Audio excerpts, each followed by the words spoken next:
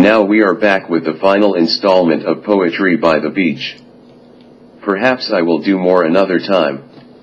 Definitely a Christmas poem I wrote and published this next December.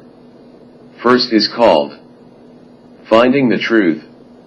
I spy the skies above the rise of sacred chants and ritual dance, turning away for moments far too long from turbulent stars and words that mar and destiny afar.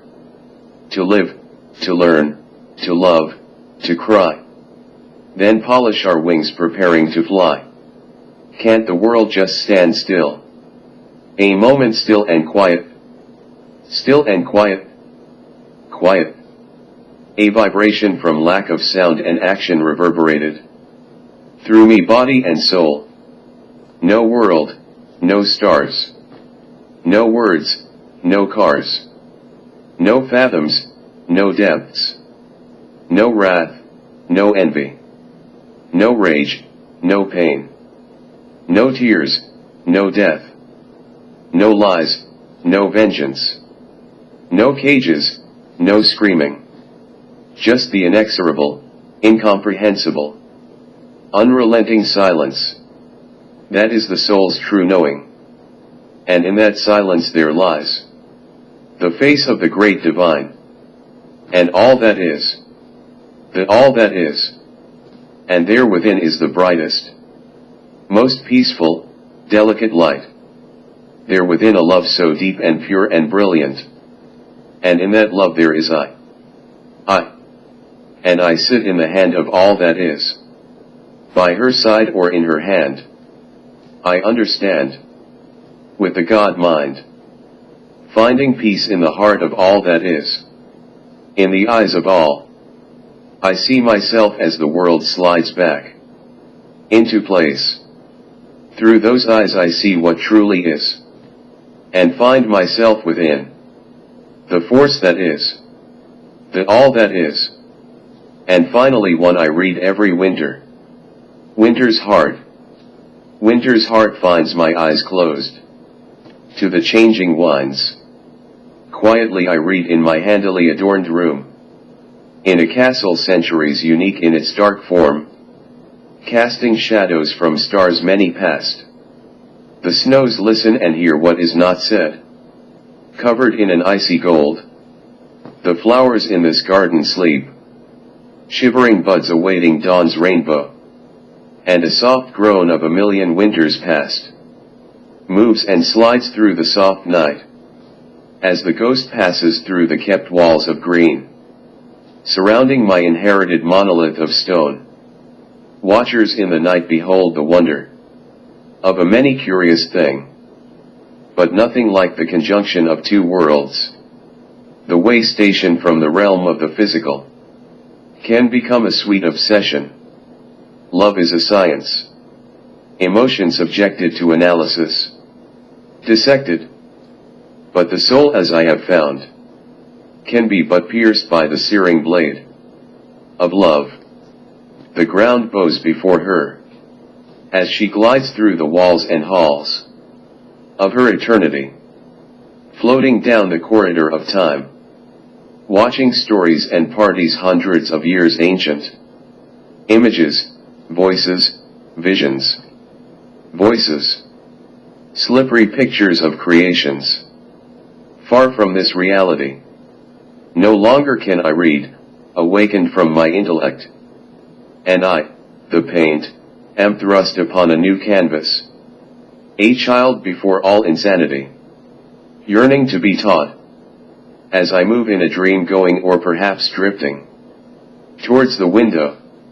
And I know as I gaze into the moonlit sparkling yard. Time has paused itself if only for a moment. For a ghost dressed all in shimmering white, dancing in my garden. The gown was something of a marriage suit it seemed. Flowing, moving like a mirror image with her. A creature all its own no doubt. The flash was not as pale as a ghost would be pictured. As in fiction. A soft peach color complemented by tones of light red on the cheeks. impossibly long black hair, ever smiling red full lips never parted.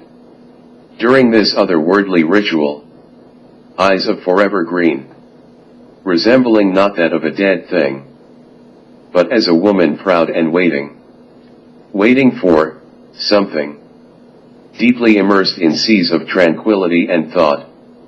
Then they caught my own. Perhaps I should have been afraid. But this creature held no malice in her hands. Only a precious daisy, long past its time. There, and at the speed of thought, I stood before her, entranced by the interminable beauty of another dimension. Not a word was spoken as she danced and slid through the thinnest of air.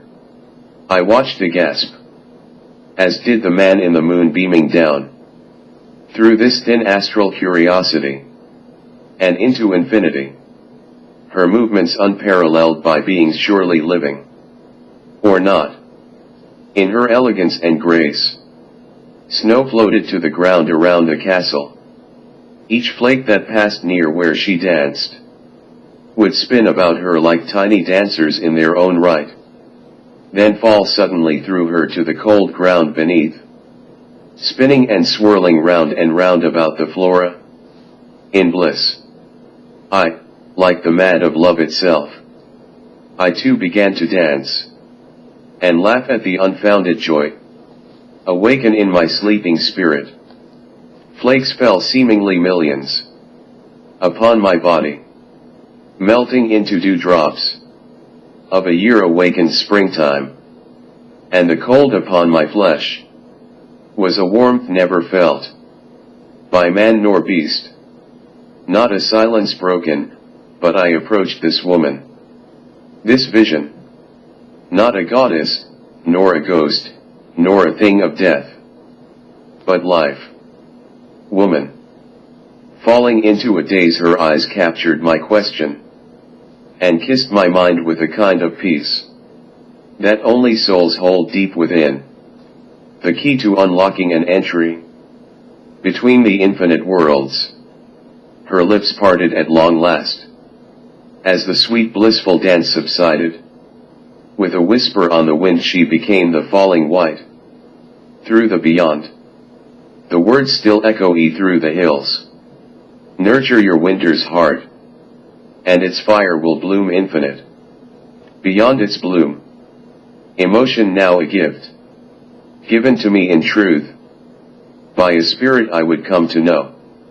Every winter, as the rose she left so sweetly in the center of my garden. The voices, the visions, voices. The fire burns deep within. A golden white garden that forever hold two reunited hearts. Myself and an elegant white phantom. The winter's heart still holds its bloom. And that concludes another set of poetry by the beach. Thanks for listening, friends.